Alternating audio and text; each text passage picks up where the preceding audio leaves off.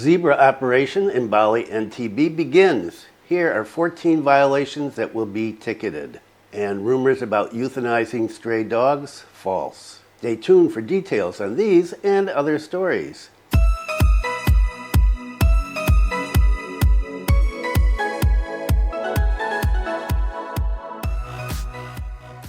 Welcome to the latest news from Bali and Indonesia. This is October 16th, 2024, and my name is Bruce. And what is the weather like today? Well, it is still hot up here in Buleleng. 31 degrees right now at, 8:45 in the morning, so it's selamat pagi, not selamat siang as usual. And the humidity is 66%, and the wind speed is 8.4 kilometers per hour. Another sunny day, and according to the weather reports, it is going to be dry here in Buleleng for quite a while. And we'll have a complete weather report tomorrow, not today. Lots of stuff as usual, and so let's get started. Zebra operation in Bali-NTB begins. Here are 14 violations that will be ticketed. Bali Police and NTB Police have started holding Operation Zebra 2024. This was started on the 14th and will continue on until the 27th. This operation is being held in order to create a safe and orderly traffic situation. Data from the Bali Police Traffic Directorate said that the number of traffic accidents in Bali has reached 6,420 cases up until September. Of these, 470 victims died. 23 were foreigners. Traffic accident cases in Bali have increased 21% compared to last year. 21%. Wow. Zebra operation in NTB, meanwhile, that's NTB's West Nusa Tenggara, there were 654 personnel are being deployed. Of these 654 personnel deployed, 77 are from the NTB Regional Police, and the rest are personnel from the ranks of the police. In this operation, related stakeholders will also be involved, such as TNE, the military, and government elements, according to the Director of Traffic Police of NTB Regional Police. According to the Senior Commissioner, he said the first week of Zebra Rinjani operations focused on creating a conducive situation, a safe and smooth traffic situation. In the second week, from the 21st to the 22nd, the focus will be on reducing the number of violations and accidents. This Zebra operation is also a series of operations to create conditions for the inauguration of the elected president and vice president. And that's going to happen on the 20th, not too long from now. In the implementation of Operation Zebra this time, there are 14 types of violations that are the target of fines. And here's a list, so pay attention if you were driving. Installing mufflers, those mufflers, the wrong mufflers, and sirens, not for their intended purposes. Controlling motor vehicles using secret plates or official plates. Underage motor vehicle drivers, in Bali, really? Vehicles going against the flow of traffic, in Bali, really? All of these are in Bali, really. Driving under the influence of alcohol, watch out down in Canggu. Using a cell phone while driving. We went through 6 of them yesterday when I was out walking with my granddaughter. Driving without using a seatbelt. Exceeding the speed limit. Motorbikes with more than one passenger. Four-wheeled or more vehicles that are not roadworthy. Four-wheeled or more vehicles that are not equipped with the standard equipment. Two-wheeled or four-wheeled vehicles that are not equipped with the STNK, with the registration papers, and violating road markings or road shoulders, and the misuse of diplomatic TNKB. So those 14 things are what you need to watch out for. If you are doing any of them, you may be pulled over and ticketed. I don't know, I haven't seen the police out doing their pulling people over to the side so far here in Buleleng, but I imagine that's already happening. And the number of deaths, 470, wow. And you may remember from a earlier video when I was talking about traffic in Indonesia, Bali is listed as the second most dangerous place to drive. So people that are coming here, especially foreigners coming here as tourists, and think I'm going to get a motorbike, and these are not mopeds. I don't know why they're continually called mopeds by some people. But you get a bike, and I'm in a tropical island, and I'm going to drive. I'm not going to wear a helmet. I'm not going to wear any shoes. I'm going to wear shorts. Not a good idea. And unfortunately, and I'm not reporting on this, but just mention this, there was a tourist killed the other day up in Kintamani, walking on the side of the road taking photographs in the morning, and a truck without brakes ran into him and killed him. So it can be dangerous here. You've got to be careful about what you're doing when you're in Bali. Don't get sucked into the this is paradise and everything is cool and I'm just going to drive around, because otherwise you may end up in the hospital, in the morgue, or you may end up as one of those people doing the GoFundMe because you're lying in the hospital with your head cracked open. So be safe out there. And this next story went viral immediately, especially among the foreigners who are on the social media, about euthanizing stray dogs. And the original report was that stray dogs were going to be rounded up and euthanized. And well, the government says that is not true. News circulating: the Bali provincial government euthanized stray dogs. Distangan immediately denies. Solution is vaccination. The social media world is abuzz with rumors that street dogs will be euthanized if no one adopts them. The Bali government has given a deadline of 2 weeks. Immediately, the issue has drawn pros and cons. And there was a news story just out this morning, and so I'm going to integrate that into this. Confirmed with the head of Bali Province Agriculture and Food Security Service, YN Sunada, he denied the issue and said there will be no euthanasia of stray dogs. Instead, the solution is rabies vaccinations to prevent the transmission of rabies. When asked about the news of eliminating dogs if they have no owners, Sunada insisted that the Bali provincial government would handle it with vaccinations. No euthanization, he said. We handle rabies by vaccination. And there's a little addendum to this, and I'll get to it in a minute. Meanwhile, interviewed separately, the head of animal health for Denpasar City denied that there was any elimination of street dogs if no one adopted them. Ami, as she is called, said that the Bali provincial government is currently drafting a circular on rabies control. There is nothing like this. Just wait for the new explanation, she explained when contacted on the 14th. This rabies control regulation aims to suppress the transmission of mad dogs, especially for Bali as a tourist destination. She stated that in Denpasar there have been 29 cases of dogs that have rabies. The draft of the governor's circular is still being prepared. Previously, the acting governor of Bali received an audience with the Indonesian Veterinary Association, PDHI, of Bali province. This meeting was done at the governor's office. The acting governor stated that public safety is the main priority, considering the high risk if humans contract rabies due to bites from animals such as dogs, cats, and monkeys infected with the rabies virus. Let's be realistic first. Make sure all pets that have owners are vaccinated, and we will handle the wild ones. What is clear is that this action must be carried out simultaneously and immediately. The role of the rabies alert team, consisting of village heads, village midwives, religious leaders, community leaders, was emphasized by the acting governor as crucial, including in providing rabies education to the community, assisting in dog population data collection, and supporting the implementation of vaccinations.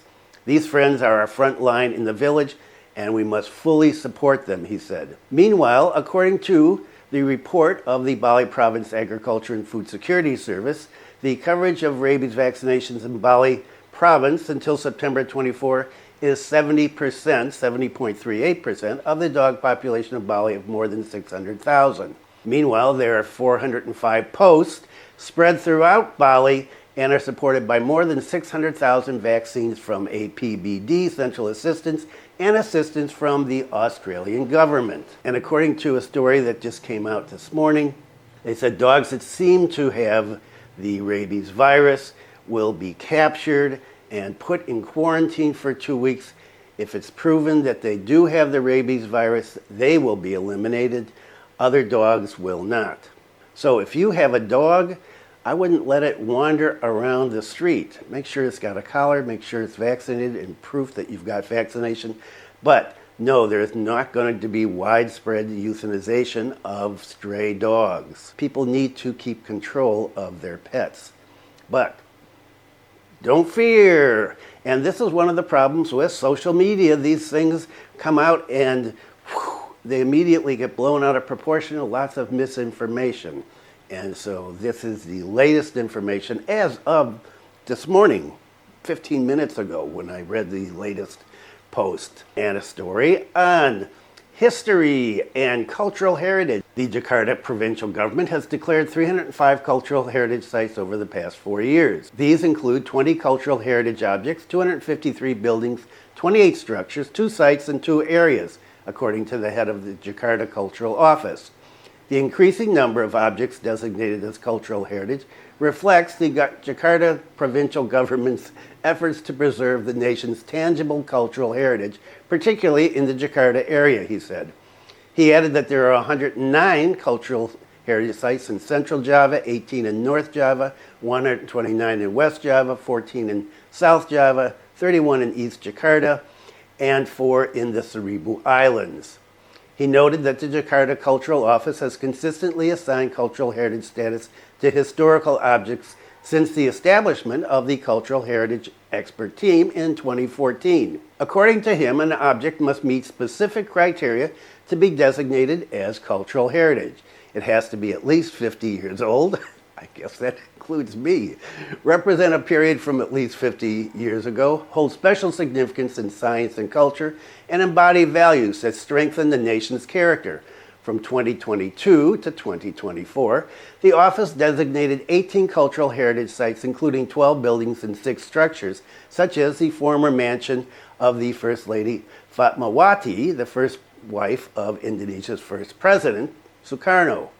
The cultural heritage sites designated in 2024 so far include the Patung Dirgantara statue, the abandoned Kemayoran Airport Terminal building, the West Jakarta Training and Development Center building, SDN Senen 3 Pagi Elementary School building, and the Hotel Indonesia roundabout. So good to know that cultural heritage sites are being preserved in Indonesia. And, well, unfortunately here in Singaraja, a lot of those cultural heritage sites have been demolished over the years. A lot of the old colonial buildings, they were not in good shape, most of them, and were demolished to make new things, unfortunately.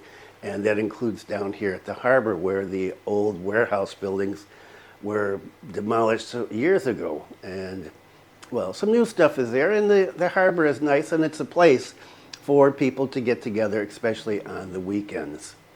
So, good news for those of you who are interested in culture and the cultural heritage of Indonesia, specifically in Jakarta. And here is a story, Buleleng story, that has also gone viral because a lot of people out of jobs. Hotel in Buleleng goes bankrupt. Dozens of people lose livelihoods. A hotel in Buleleng, namely the Spa Village Resort in Tembok Village in Tejakula, suddenly has gone bankrupt. There's no definite explanation as to why one of the hotels in North Bali suddenly closed and stopped all of its activities as of the 1st of October. As a result, dozens of residents, especially residents of Tembok Village, have now lost their livelihood. The hotel is one of the hotels that absorbs quite a lot of local workers. Most of its employees, in fact, are residents of the village. Of the 62 employees working at the hotel, 40 of them are residents of Tembok Village. When the hotel stopped its activities, it practically had quite a heavy impact on local residents. In addition, no severance pay has been paid. The September service fee and tips that employees are entitled to has also not been given to them.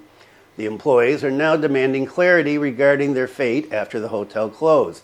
They want to know whether they were laid off or whether they're still employed. Acting head of Buleleng Manpower Office, Distangan, revealed that until now there has been no clarity regarding the operation, whether it's temporarily closed or permanently closed. He said temporary information is that there are operational considerations, but there's no further information about this because the management is in Malaysia. If the hotel is temporarily closed, the company must meet with employees. The company must also explain the rights and obligations of employees when the hotel is temporarily closed. If it's permanently closed, the hotel must complete all their obligations, especially severance pay. Buleleng Manpower Office has tried to mediate with the management in Indonesia. Unfortunately, it has not produced any results. In a meeting held at the Tembok Village office a few days ago, the former management of Spa Village Resort could not do much because the management has been taken over by the central management in Malaysia. We're still trying to communicate with the central management. Hopefully, there will be results. So, wow, not good. And here's a foreign-owned hotel closes and leaves the employees up in the air. And what about Nusa Lembongan? Nusa Lembongan occupancy rate reaches 80 to 90%. Here's why. Tourist visits to Lembongan Village, Nusa Penida district are relatively stable in 2024. Encouragingly, the occupation rate of accommodation Nusa Penida averages at 80%, considering that tourists who visit Nusa Penida usually take short vacations or what is better known as a one-day trip, or what is known also as day trippers. Based on my observations from July to now, the occupancy rate in Lembongan Village averages 80 to 90%, according to the village head. According to him, the occupancy rate is influenced by the origin of tourists. Usually, tourists who do the one-day trip are from China, while tourists who usually travel for days or even weeks in Nusa Penida are tourists from Europe, Australia, and other places.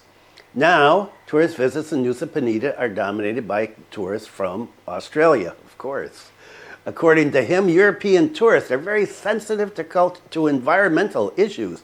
Therefore, he continues to warn his citizens to protect the environment so that tourists will be happy to stay longer in Nusa Penida.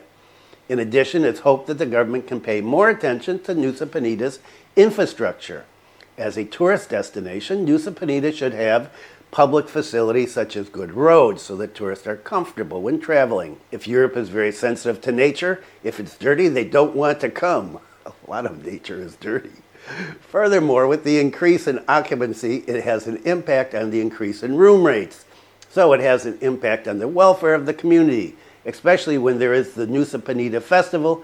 There are accommodations that are full, he said. Okay, that is it for today. And just a preview for tomorrow, we have immigration busted a bunch of people, including 7 people who are being held for prostitution. And BI, Bank of Indonesia's projections for Bali's economic growth over the next 10 years. A segment on the weather and a segment on the Denpasar's tourist office budgets $10 million to support various events. And finally, something on the fires going on up in Mount Agung. And as of this morning, still going from what I understand in the news. So that is tomorrow. Thanks for viewing. Be kind to someone today. Stay safe. And I will see you tomorrow.